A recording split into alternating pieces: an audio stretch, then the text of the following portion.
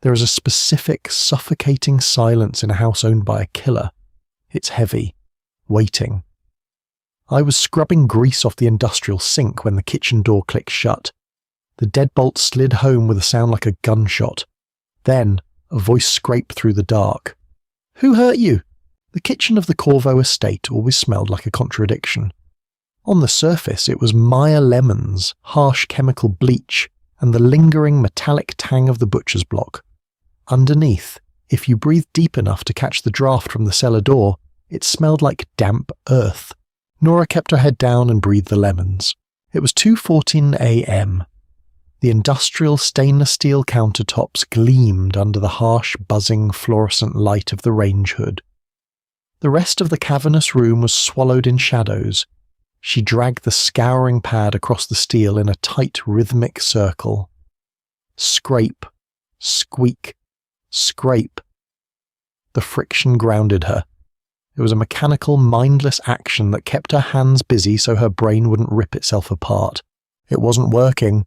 A tear broke free, hot and heavy, sliding down the side of her nose before dropping into the soapy basin. It didn't make a sound. Nora swallowed hard, the muscles in her throat clicking in the quiet room. She squeezed her eyes shut, but that only squeezed out more tears. They came fast now, a silent, humiliating flood. She gripped the edge of the sink, her knuckles turning white, her raw, lye-cracked hands trembling against the cold metal. She wasn't crying because she worked for a syndicate that moved guns through the docks. She wasn't crying because she knew the dark red stains on the cuffs of the shirts she sometimes threw into the incinerator weren't wine.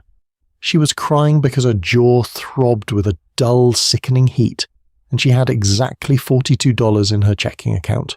Before her shift, by the chain-link fence behind her apartment, Jimmy had been waiting. Jimmy, with his bloodshot eyes and hands that always smelled like stale beer and desperation. He just wanted a loan, he'd said. Just 50 to tide him over. When she said no, he hadn't argued. He'd just swung. An open-handed slap that caught her off balance, sending her head cracking against the fence post. He took her purse while she was still seeing stars.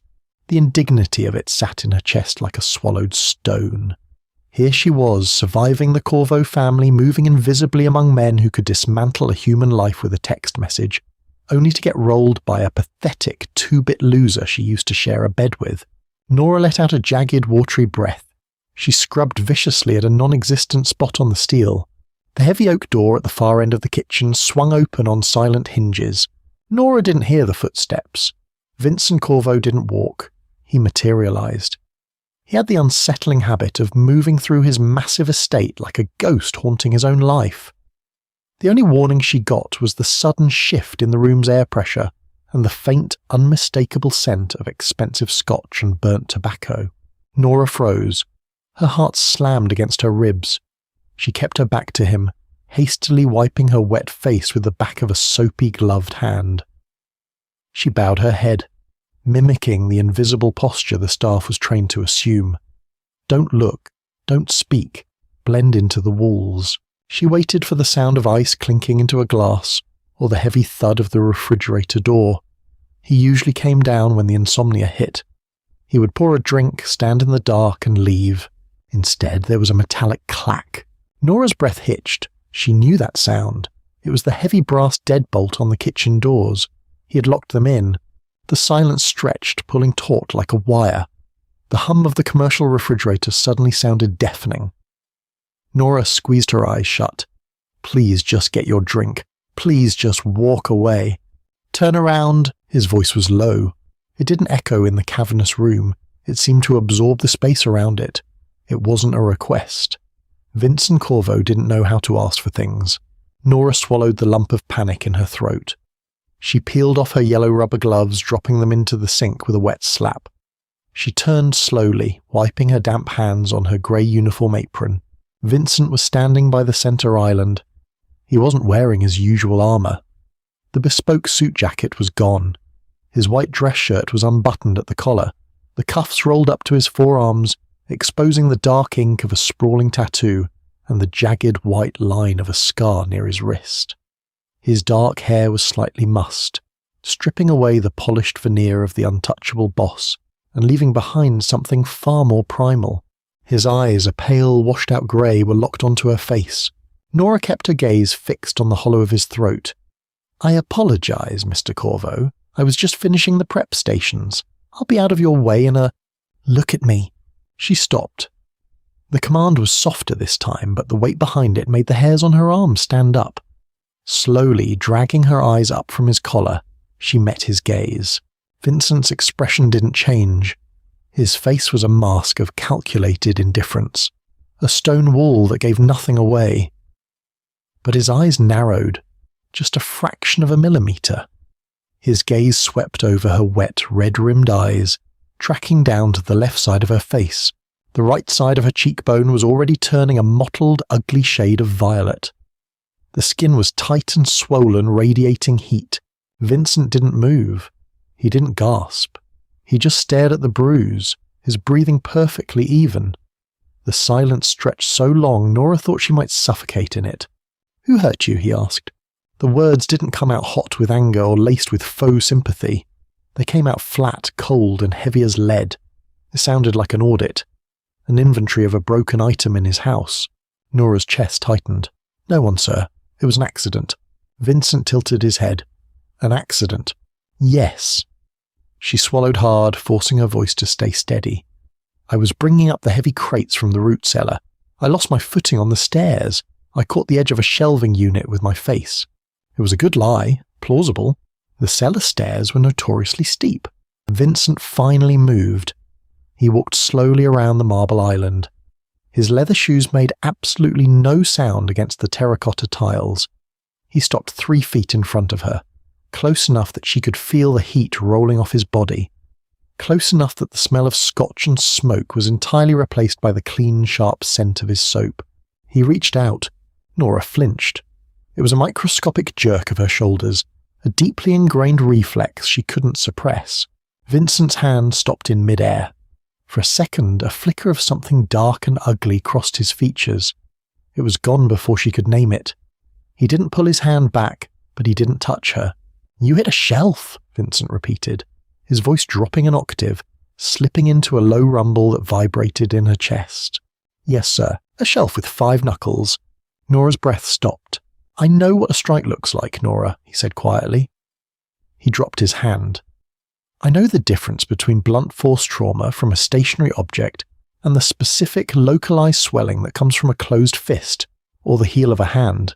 You were struck. Downward angle. Whoever hit you was taller than you." He stepped back, breaking the invisible tether between them, and turned toward the commercial freezer. "Sit down." Nora stood frozen by the sink. "Mr. Corvo, really, I'm fine. I need to finish." Vincent ripped open the freezer door. The metallic screech echoed off the tile. "Sit down." Nora sat. She pulled out one of the heavy wooden stools at the prep island and sank onto it. Her legs were shaking too much to hold her weight anyway. The ice machine rattled, spitting cubes into a metal scoop. Vincent worked with a slow, deliberate efficiency. He walked over to the dry pantry shelves, pulling a pristine white linen dish towel from a neat stack. He poured the ice into the centre of the cloth, folding the corners up and twisting it into a makeshift compress. He walked back to her. Instead of handing it to her, he leaned against the counter beside her stool. He reached out again. This time, he telegraphed the movement, moving agonizingly slow. Nora gripped the edge of her stool, forcing herself to stay perfectly still as he pressed the cold linen against her swollen cheek. The shock of the ice against the burning skin made her hiss, her eyes watering instantly. "Hold it," Vincent ordered softly. Nora brought her trembling hand up, her fingers brushing against his as she took over holding the ice pack. His skin was rough, calloused from years of things she didn't want to think about. He pulled his hand away and crossed his arms over his chest, looking down at her. "It's a bad habit to lie to me in my own house," Vincent said. Nora stared at the gleaming steel of the countertop. "It's a bad habit to involve your boss in your personal life. You're in my kitchen at 2 a.m, bleeding onto my marble, crying into my sink." His voice was void of accusation, merely stating the facts. "Your personal life is currently stinking up my airspace." Nora let out a bitter, breathy laugh that ended in a wince as her jaw moved. "Bleeding? I'm not bleeding." Vincent reached out and tapped the corner of her lower lip. His finger came away with a smear of crimson. She had bitten right through the inside of her cheek without realizing it. Nora stared at the blood on his finger. Her stomach dropped. "I'm sorry. I'll clean the sink again. I'll—" "Shut up, Nora." He walked over to the sink, turning on the faucet. He washed the drop of blood off his hands with a clinical detachment, drying them on a paper towel. He leaned back against the counter, perfectly framed by the stark light of the kitchen. "I pay my staff well," Vincent said, looking at the ceiling. "I pay them well enough that they don't have to live in neighborhoods where they get mugged. I pay them well enough that they can afford to fix whatever breaks. So, either my accountant is skimming your wages, or someone took something from you." Nora squeezed her eyes shut. "You don't need to do this." "Do what?" Pretend to care." Her cynicism bled through before she could bite it back. She opened her eyes and glared at him, the fear momentarily eclipsed by the exhausting reality of her life. "I am a maid. I mop the floors. I scrub the pots. I am an invisible gear in a very large, very illegal machine. You don't know my last name. You don't know my birthday. You don't care if I got hit. You just care that your routine is disrupted." Vincent looked at her. For a long moment, the only sound was the drip of water from the faucet. "You're right," Vincent said evenly. "I don't know your birthday, and I don't care about the personal dramas of the 60 people on my payroll." He pushed off the counter, leaning down until his face was level with hers. The coldness in his eyes was absolute. "But I care deeply about my property. I care about what happens inside my walls, and I care when someone touches something that belongs to me." The possessiveness in his tone made the hair on the back of her neck stand up. It wasn't romantic. It was territorial. It was the logic of a dragon hoarding gold. A cracked cup in his cabinet was still his cup.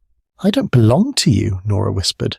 "You're under my roof," Vincent countered smoothly, "which means you are under my protection, and someone put their hands on you, which means someone out there thinks they can damage my property and walk away.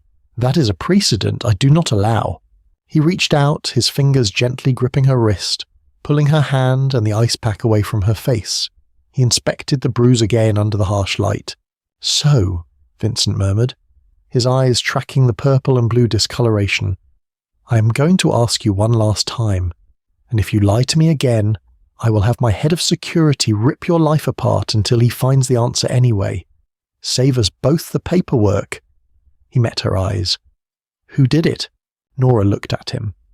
She saw the absolute certainty in his face. He wouldn't let this go. It was a matter of principle now, a matter of ego. If she didn't give him a name, he would find it. And if his men went digging into her life, they would find Jimmy anyway, along with her mountain of debt, her sister's medical bills, and every other ugly broken piece of her existence. She let out a long, defeated exhale. The ice pack dripped cold water onto her apron. "Jimmy," she said, her voice cracking. "His name is Jimmy." Vincent didn't blink. "Jimmy who?" "Jimmy Vance," Nora said. Wait, Vance is banned, self-correction. "Jimmy Miller." "Who is Jimmy Miller to you?" "Nobody," Nora said bitterly. "An ex. A mistake." Vincent absorbed this. He released her wrist. "Where did this happen?" "By the bus stop on 4th and Elm, before my shift." "Why?" Nora let out a sharp, cynical laugh. "Because he wanted $50, and when I told him I didn't have it, he decided to take my purse. I told him no. He disagreed." She gestured vaguely to her face. End of story. Vincent turned away from her. He walked to the expansive window that looked out over the darkened, manicured grounds of the estate. The security lights cast long, distorted shadows across the lawn. Nora watched his back. The tension in his shoulders hadn't changed. He didn't look angry. If anything, he looked bored. The mundanity of her tragedy, a petty theft by a deadbeat ex, seemed too small for a man who orchestrated hostile takeovers of rival territories. "I know it's stupid," Nora said, the shame suddenly burning hotter than her cheek. "It's pathetic. I'll cover the bruise with makeup tomorrow. You won't even notice. I'm sorry for making a mess in your kitchen." Vincent kept his back to her. "What was in the purse?" "What? What was in the purse, Nora?" he repeated, his tone clipped. "Nothing. $10 in cash, my ID, my apartment keys." her voice faltered. "My transit pass." Vincent finally turned around. "He took your keys." "Yes. Does he know where you live?" Nora felt a cold spike of dread in her stomach. Yes. We used to live together. But the landlord changed the locks when he moved out." "Did he take your phone?" "No, it was in my apron pocket." Vincent nodded slowly. He walked over to the wall phone mounted near the pantry. He picked up the receiver and dialed a 3-digit internal extension. Nora stood up, the ice pack clattering onto the marble island. "Mr. Corvo, wait. What are you doing?" Vincent held up a hand, silencing her. He pressed the receiver to his ear. "Elias, it's me. I need a car at the back service entrance in 10 minutes. Send 2 men to an apartment at..." He looked at Nora, raising an eyebrow. "I don't need..." "The address, Nora." It was a bark, sharp and commanding. 142B South Riverside, she whispered. 142B South Riverside, Vincent repeated into the phone. "There's a lock change on record, but sit on the fire escape in the front door. If a Jimmy Miller shows up, hold him. I'll deal with him later." He paused. "And cancel the rest of the cleaning shift. Get a girl from the hotel staff to finish the kitchen." He hung up the phone. Nora stared at him, panic rising in her chest, tight and breathless. "You don't need to do that. Please. He's just a drunk. He's not a threat. I can just go home and..." "You aren't going home," Vincent said. He walked back to her, picking up the ice pack and pressing it back into her hand. "You have no keys, and a man who has already proved he's willing to hit you knows where you live. You're staying in one of the guest rooms tonight." "I can't stay here," Nora burst out, the protocol of silence entirely forgotten. "I'm a maid. You can't just put me in a guest room. The housekeeper will..." "I own the housekeeper," Vincent interrupted softly. "I own the room. I own the bed. I own the house." He stepped closer, crowding her space again. The sheer, overwhelming gravity of his presence forced her to take a step back until her hips hit the edge of the counter. "He's an idiot," Nora pleaded, her voice dropping to a desperate whisper. "He just wanted drug money. If you send your men after him, they'll kill him." She finally said the quiet part out loud. The reality of who Vincent Corvo was hung in the air between them, sharp and metallic like a drawn blade. Vincent looked down at her. He didn't deny it. He didn't offer reassurances. He reached out, his knuckles lightly grazing her uninjured cheek. It was a shockingly gentle touch from a hand that had ruined so many lives. "Jimmy Miller made a choice," Vincent said, his voice a low, soothing hum that terrified her more than a scream. "He put his hands on something that belongs in my house. Actions have consequences, Nora. In my world, those consequences are permanent." "I don't want his blood on my hands," she whispered, a fresh tear spilling over her lashes. Vincent's thumb brushed the tear away. The calluses on his skin scraped against her cheek. "You don't have to worry about that.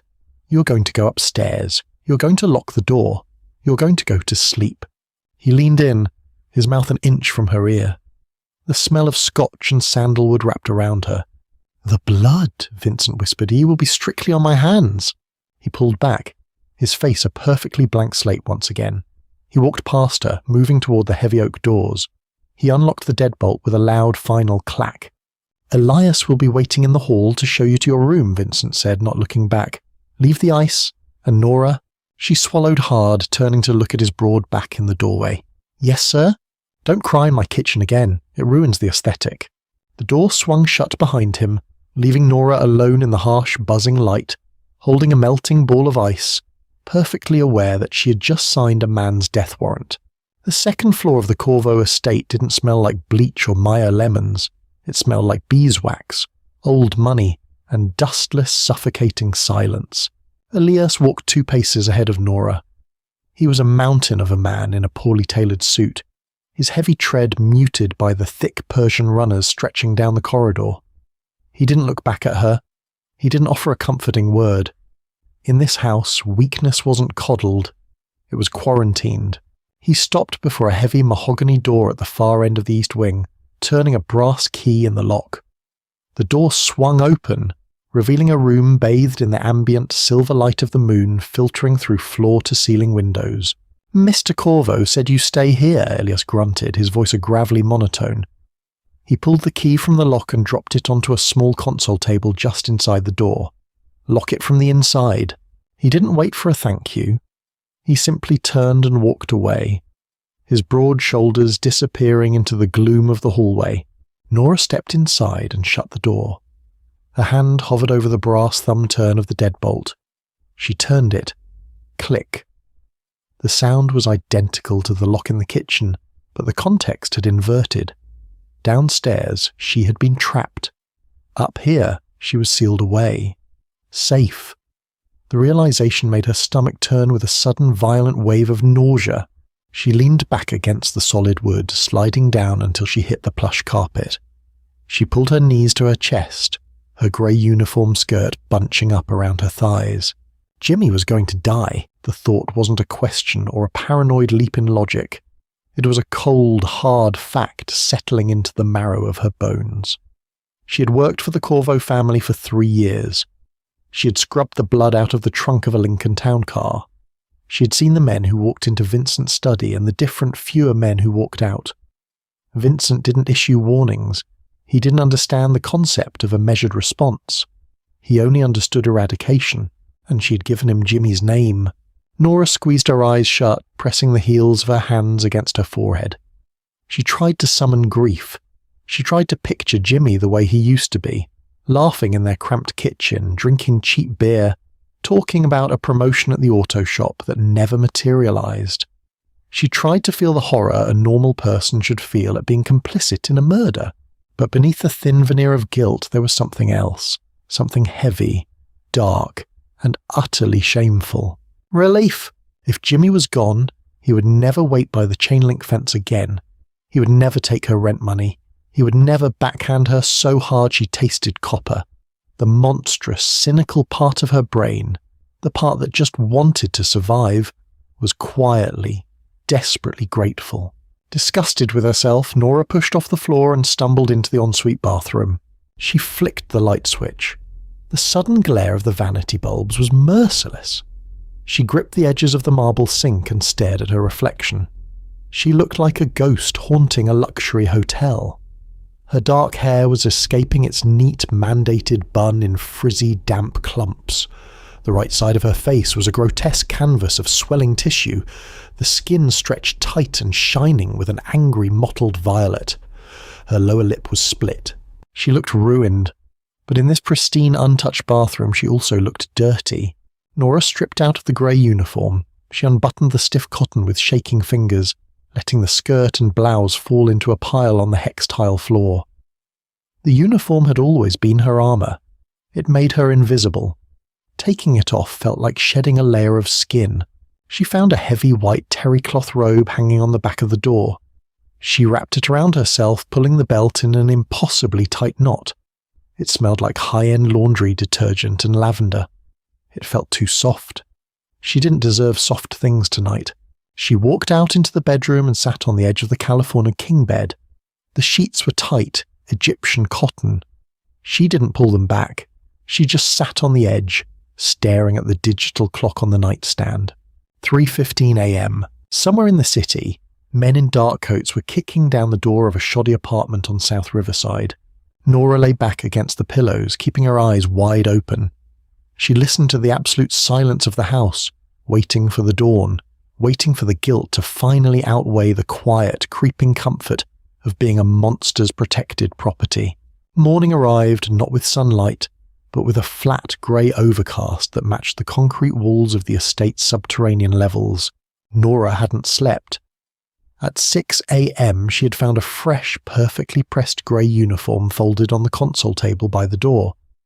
Beside it sat a small plastic tub of medical-grade arnica ointment and a black burner phone. No note.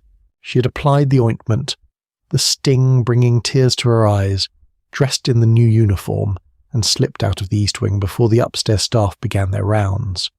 She couldn't face the housekeeper's knowing looks.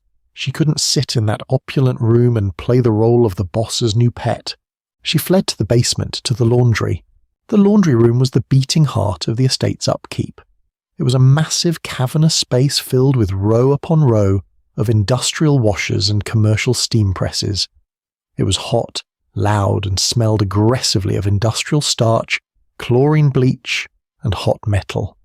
It was a blue-collar purgatory, and it was exactly where Nora needed to be. She stood at a massive folding table, mechanically sorting a mountain of white linen napkins. Snap, fold, stack. The rhythmic, physical labour was the only thing keeping her tethered to the earth. The thud of the heavy-duty extractors spinning in the background drowned out the thoughts racing through her head. She was halfway through a stack of tablecloths when the air in the room changed. It was a subtle shift. The humidity didn't drop, but the hair on the back of her arm stood up.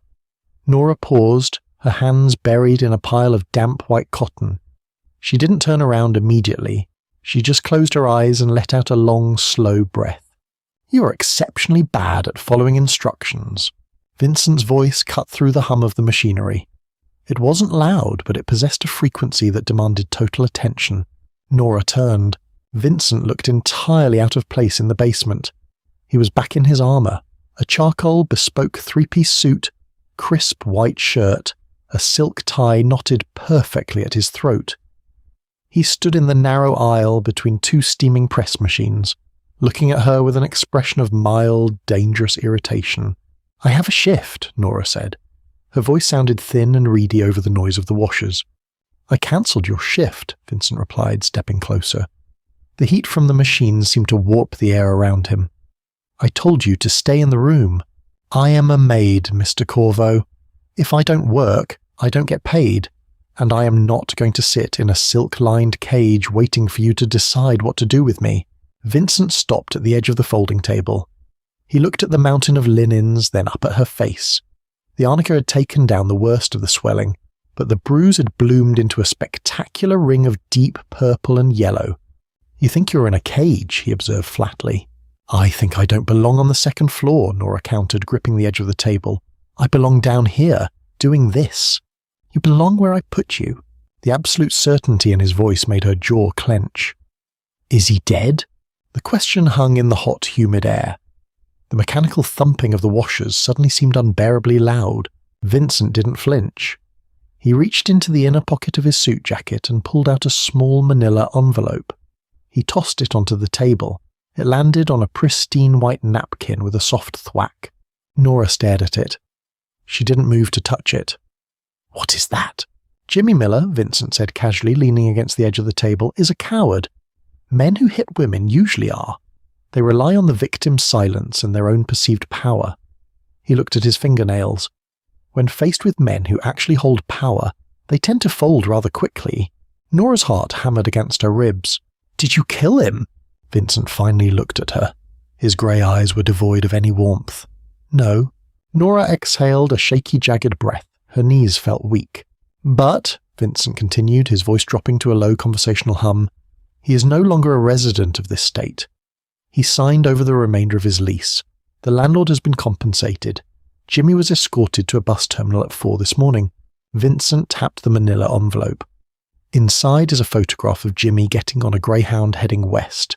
He has a broken right hand, a reminder of which hand he used to strike my property. He was informed that if he ever crosses the state line again, or if he ever attempts to contact you, we won't break the other hand. We will simply bury him under the new casino foundation. Nora stared at the envelope.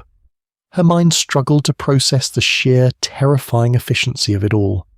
In less than 6 hours, Vincent had systematically dismantled Jimmy's life, inflicted precise, agonizing physical retribution, and permanently exiled him. And he had done it all without wrinkling his suit. "You broke his hand," Nora whispered. "Elias broke his hand," Vincent corrected smoothly.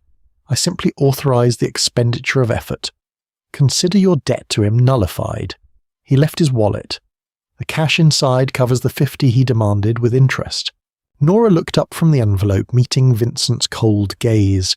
The contradiction inside her tore violently at her conscience. She should be screaming. She should be calling the police. She was standing in front of a violent, remorseless criminal who operated outside every law of morality and society. But her cheek throbbed. And for the first time in 2 years, the constant low-level hum of terror that had soundtracked her life, the fear of Jimmy waiting in the alley, the fear of the unpaid rent, was completely, totally gone. Vincent had burned the monster under her bed. "Why?" Nora asked, her voice cracking. "Why go through all this trouble for a maid? You could have just given me an advance on my paycheck and told me to move." Vincent didn't answer right away. He reached out, his hand crossing the barrier of the folding table. Nora went rigid, bracing herself, but she didn't pull away. He didn't touch her face this time. His fingers brushed against the collar of her grey uniform, tracing the line of her collarbone beneath the cheap cotton. His touch was light, but it burned like a brand. "Because I don't give advances," Vincent said softly, his eyes darkening as he stared at the pulse jumping in her throat. "And I don't let people break my things." "I am a person," Nora breathed out, her voice trembling. "Not a thing." "You are whatever I need you to be," Vincent replied, the brutal honesty slicing through the heavy air. "Yesterday, you were a maid. Today, you are an investment. I have expended capital and resources to ensure your safety and stability. I do not make bad investments, Nora. You will take the envelope. You will go back upstairs. You will sleep until the bruising fades." "And then?" she asked, terrified of the answer. Vincent's lips curved into a faint predatory ghost of a smile. "And then you will come back down here, or go to the kitchen, or do whatever it is you do. But you will do it knowing exactly who you belong to now. You don't have to look over your shoulder for Jimmy Miller anymore. You only look at me." He withdrew his hand, stepping back from the table. The sudden loss of his body heat left her shivering despite the stifling humidity of the room. He turned and walked down the aisle, his dark suit blending into the shadows of the machinery. He didn't look back. He didn't need to. Nora stood alone in the rhythmic thumping noise of the laundry room. She looked down at the manila envelope. Slowly, with trembling hands, she reached out and picked it up. It felt heavy. It felt like a chain. She opened the flap and tipped the contents onto the table. A stack of crumpled $20 bills fell out, along with a glossy printed photograph. It was Jimmy. He was standing on the steps of a Greyhound bus, his face pale and contorted in agony, his right arm cradled awkwardly against his chest, wrapped in a crude, bloody splint. The terror in his eyes was palpable, frozen forever by the flash of Elias's camera. Nora stared at the picture of the man who had terrorized her. She felt nothing for him, no pity, no regret. She gathered the money, slipping it into the pocket of her uniform apron. She picked up the photograph and walked over to the massive industrial incinerator used for burning soiled, biohazardous linens. She opened the heavy steel door. The roar of the flames blasted her face dry and blistering hot. She tossed the photo into the fire. It curled, blackened, and vanished in a fraction of a second. Nora closed the incinerator door, plunging the room back into its regular rhythmic mechanical noise. She touched the bruised side of her face. It still hurt. But as she turned and walked toward the stairs, heading back to the gilded cage on the second floor, her spine was straight. She had traded one monster for a much, much larger one. But this one, she realized with a dark, cynical thrill, killed for her. And in the Corvo estate, that was the closest thing to love she was ever going to get. If this dark, gritty glimpse into the Corvo estate kept you on the edge of your seat, hit that like button to let us know. Don't forget to share this story with fellow Mafia romance fans, and subscribe to the channel so you never miss out on the next intense video. Drop a comment below. Would you have taken the envelope? See you in the next one.